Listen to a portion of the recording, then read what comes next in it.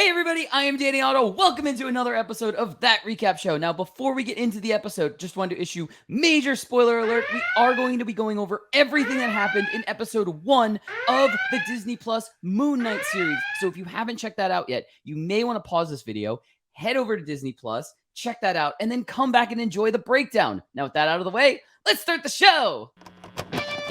Poppin' Off presents That Recap Show.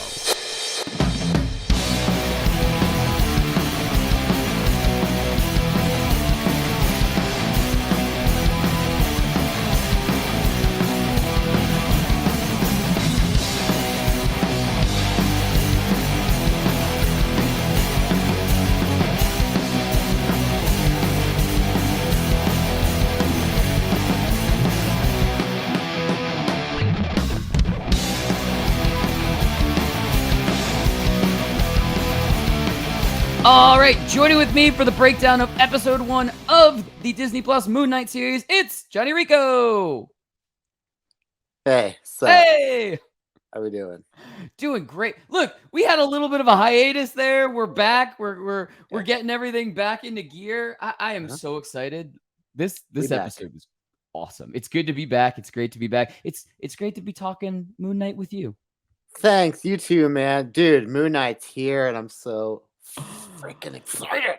So normally I'll have one or two instant reactions because we're doing an episode like every week and stuff like that. But because we haven't done anything since the Book of Boba Fett, I have had all of this pent up references just swarming.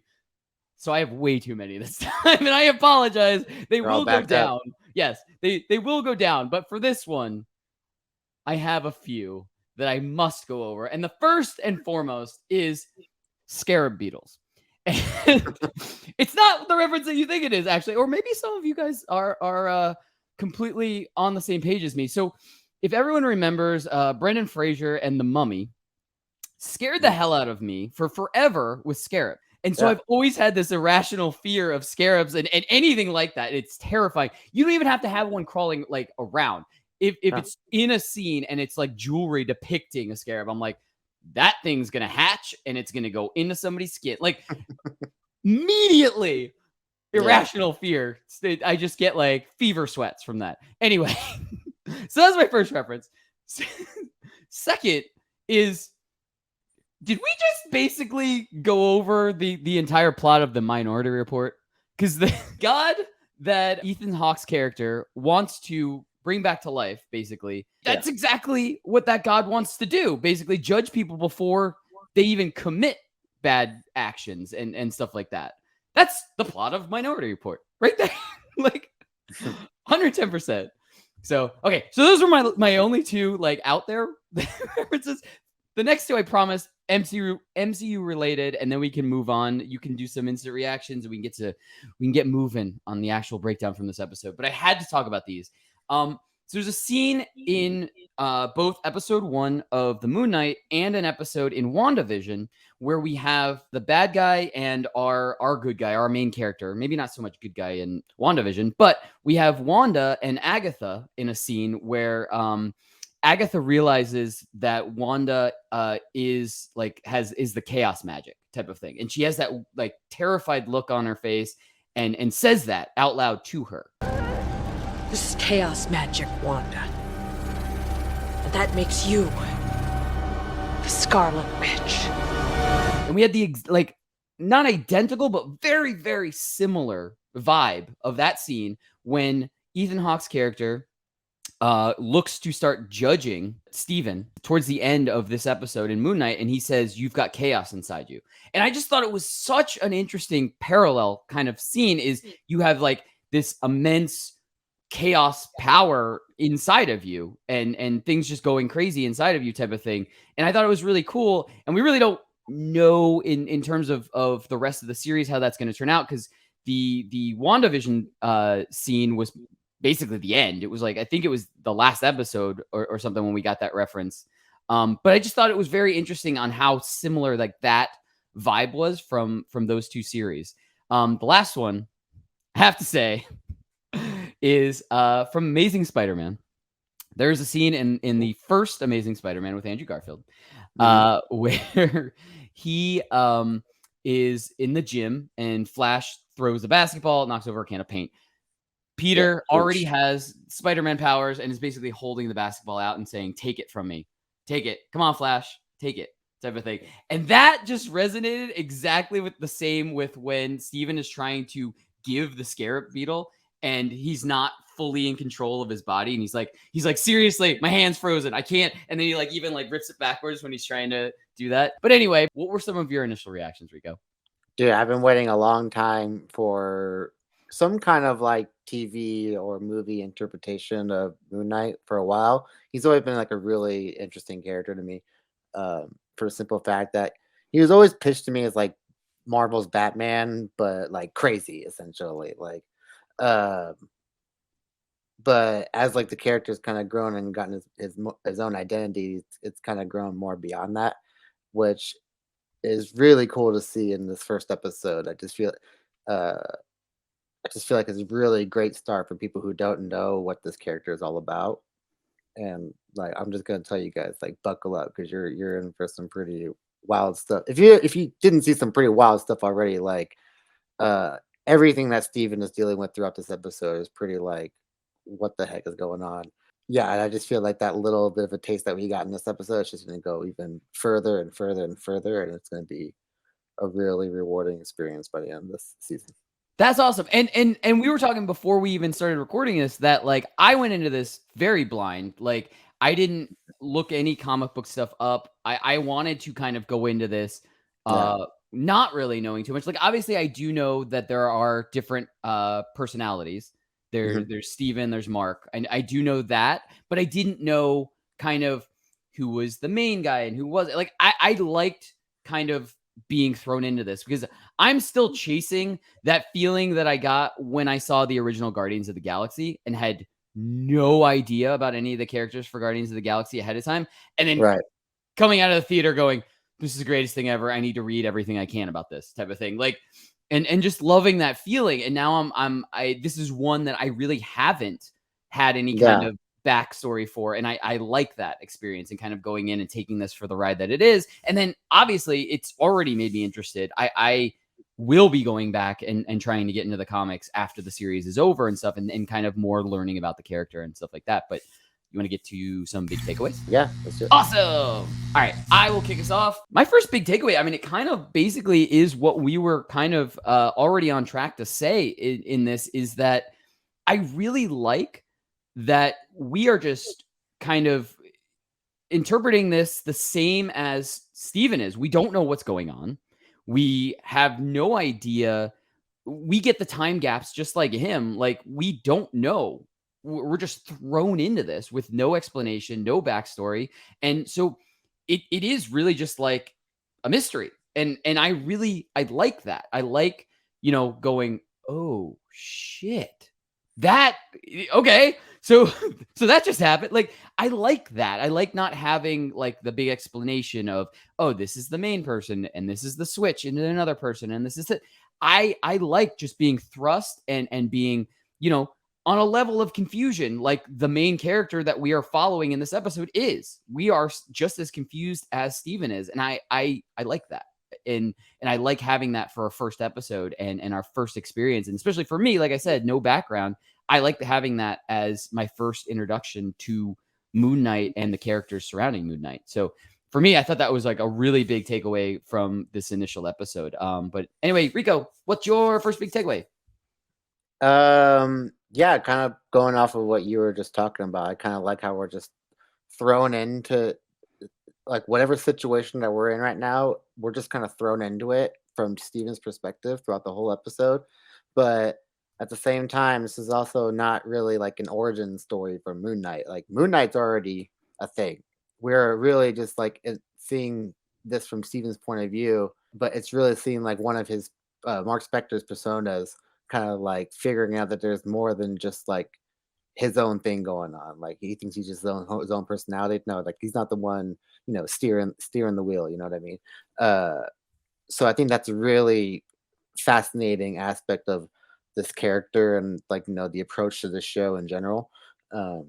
how it tackles, like a person who's already just has like mental health problems that aren't caused by events from the MCU and stuff like that. Kind of like Wanda is kind of dealing with grief and all that, and depression through stuff that's happened to her past. Uh, Mark is just kind of like he just has this dissociative identity disorder, and that's the stuff he has to deal with. And now we'd have to learn, like, is Khonshu the one that gave him this? Has he always had to deal with this? So seeing the way that like Khonshu has like been messing with Steven the whole time, and how he like kind of belittles Steven as like the weak persona, like he goes, "Oh man, like the shithead or whatever is in the driver's wheel again. Like we gotta get him out of here." And so it's like I was telling you earlier, like the way that Khonshu kind of like talks about Steven, it always reminds me of how like uh Venom's a little bit kind of like a smack talker to like Eddie a little bit. Let me remind you of something, Eddie. You were a loser before I came along. You were nothing. I made you special. I wonder if they'll play off that a little bit more, but which kind of goes into like the second part of my takeaways. Like I love Khonshu. Like the design of Khonshu is fantastic. It's completely accurate to what it looks like in the books. I've been in deep on these Moon Knight books lately, and so like the more Khonshu I read, the more I just love the character, and I just can't wait to get more of him. To see, because he's a god that gave Mark his like abilities to be the Moon Knight, but he also kind of like looks out looks out for Mark away as like a son a little bit. But there's also like this kind of like you know budding relationship that they have with each other. So it's a really interesting dynamic that they have. Uh, so yeah, like the more I see of him, like the way, like when he sits on the bus and you just see Khonshu like in the middle of the street, just like watching him, and just I like seeing like those little glimpses of him that just keep messing with them. So it's like, yeah, give me more Khonshu. Yeah.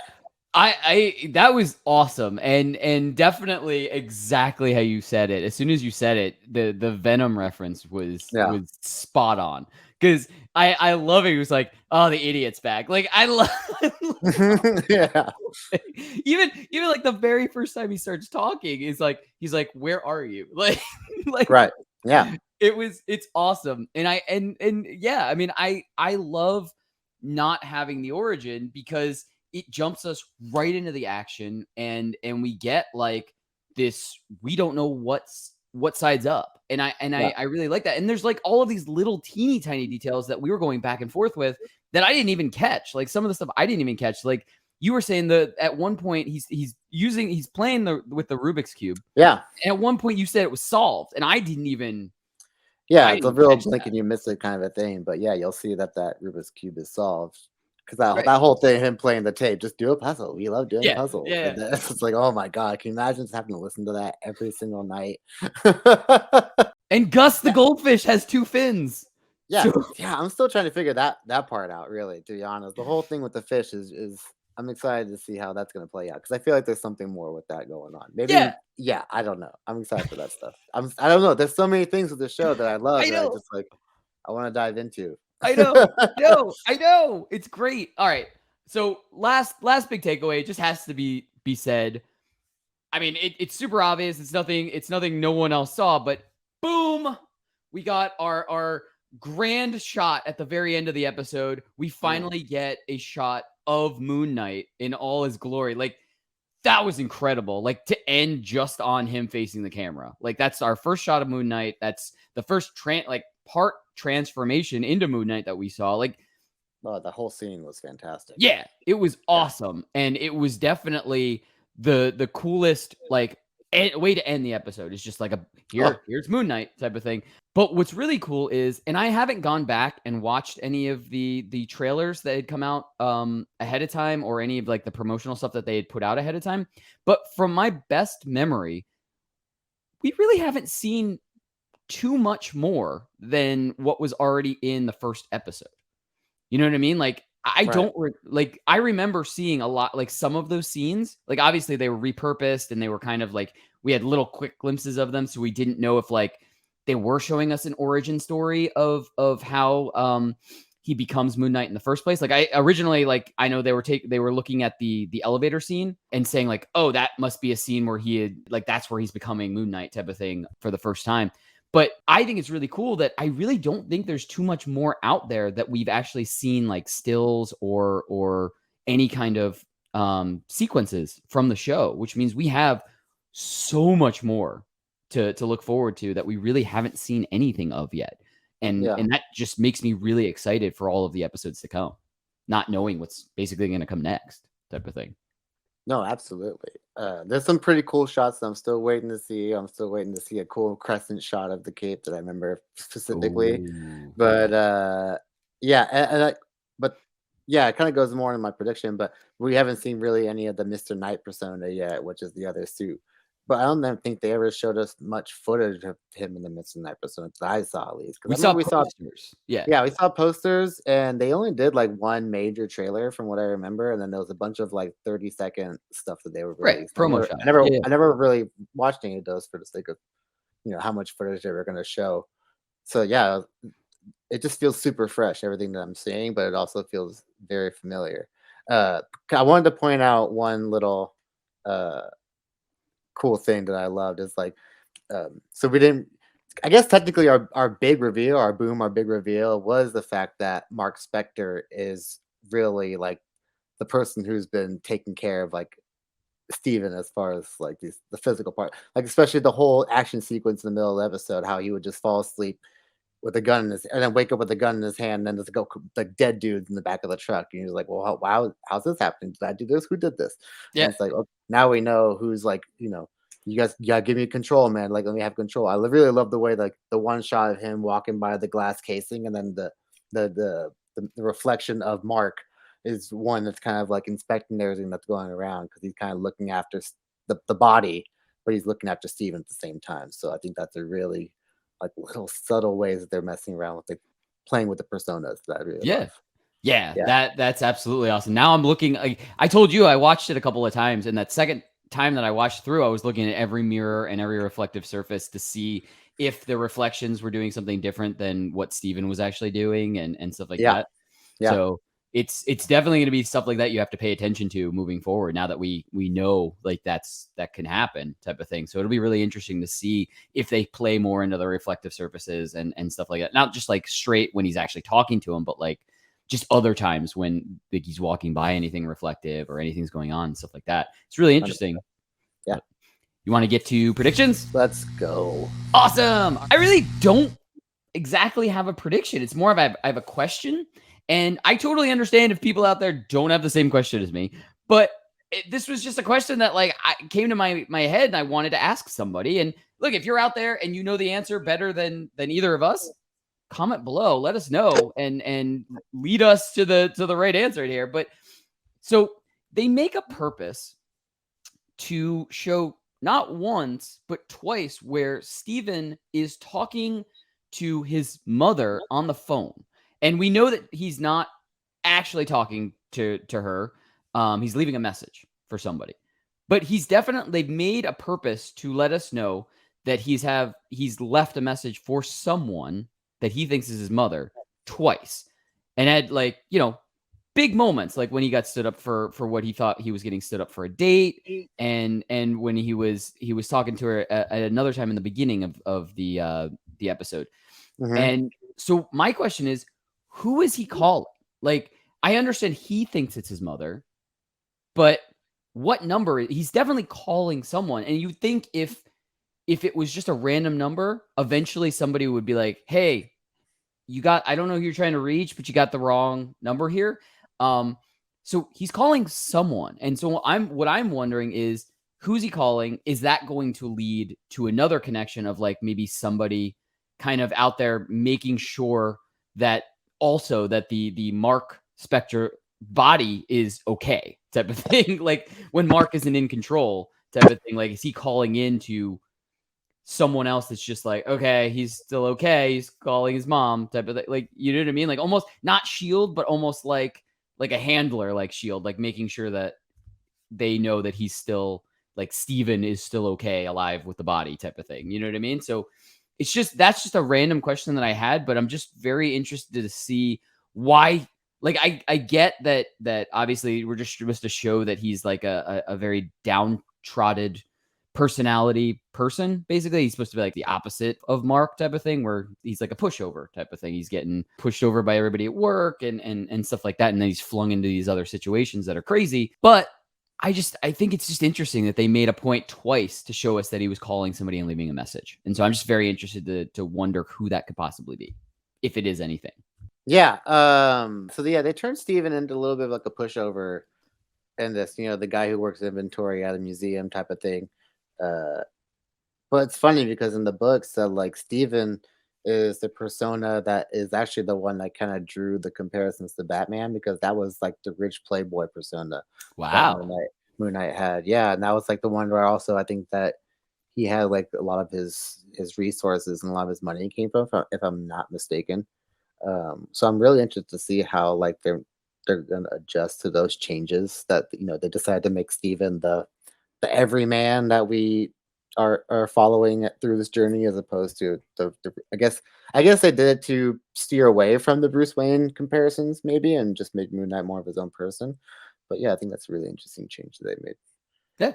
So anyway, predictions for you? Yeah. So let me pull up my thing here. Okay. So we kind of touched on this earlier. I'm really excited for Mr. Knight to show up at some point. Like, we just got our taste of Moon Knight himself. And I just love seeing how terrified that Jackal was. So, like, as soon as he got into that costume, he's like, no, I want out. Yeah. And, he like drags him back. Get back in here and just beats the ever-loving crap out of him. But so during the whole scene afterwards, when he gets back from Germany, he wakes up and he thinks everything's okay. But then he notices some weird little things around his apartment, like some scratch marks on his floor, and how he moves the table and there's a loose floorboard up there, and he finds a phone and key, I think, if I'm not mistaken. And the phone, you see a bunch of missed calls from Layla. But yeah, and the other name in that missed calls is you see Duchamp. He is a French character named Jean-Paul Duchamp. But Moon Knight just calls him Frenchie, basically, and it's basically one of Moon Knight's friends that he meets as a mercenary, Mark Spector. But like later on in the comics, he also becomes like a pilot for Moon Knight in like his, I think they call it like the Moon Copter. I forget what they call the ship, but like it's like a really cool looking, like, think about like Batman's Batplane, but Moon Knight has a moon-shaped ship that he flies around in that is like totally badass. Which, like, that kind of goes into like another part of my thing. Like, will we see Frenchie at some point in the show? I think that the creators have said that we might not see some of the normal supporting cast of Moon Knight comics that we're used to seeing. Even though the robot guy that he talks to is technically Crawley, who is kind of like an informant for Moon Knight in the books. But so I'm actually to see if we're going to see more of that play out, because I kind of love the way Steven just sits with them while he eats and just kind of like vents to this robot who won't move or say anything to him. That's kind of like his therapy in a way. So yeah, I'm interested to see if Frenchie will play into the show at some point later on, if at all, really. Like, I have no idea, but I would really like to see some of those major players from the comics come back. Yeah, or come at all, like into the show. Yeah, I cannot wait. Like I was saying, I really don't have a prediction because I don't know what's going to happen next, but I'm really excited. So anyway, that's what we think. Let us know in the comments below. What did you think of the first episode of Moon Knight, and what are you hoping to see moving forward? I cannot wait. And as always, don't forget, like, subscribe, and turn on notifications to hear about all of our latest video releases. Bye, everybody!